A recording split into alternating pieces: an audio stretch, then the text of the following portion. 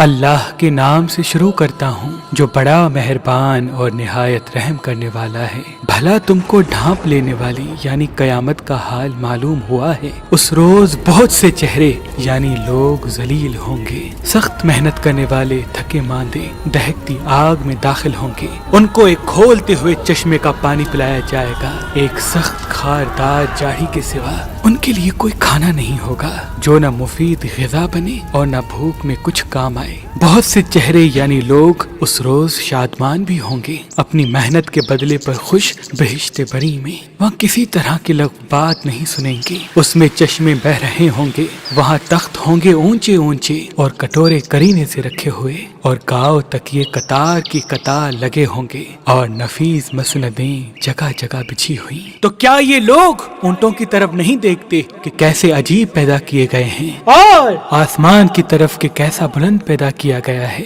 اور پہاڑوں کی طرف کہ کس طرح کھڑے کیے گئے ہیں، اور زمین کی طرف کہ کس طرح بچھائی گئی؟ بس اے نبی صلی اللہ علیہ وآلہ وسلم، تم تو نصیحت کرتے رہو کہ تم نصیحت کرنے والے ہی ہو، تم ان پر داروغہ نہیں ہو۔ ہاں، جس نے منہ پھیرا اور نہ مانا تو اللہ اس کو بہت بڑا عذاب دے گا۔ بے شک ان کو ہمارے ہی پاس لوٹ کر آنا ہے، پھر ہمارے ہی ذمے ان سے حساب لینا ہے، پھر ہمارے ہی ذمے ان سے حساب لینا ہے۔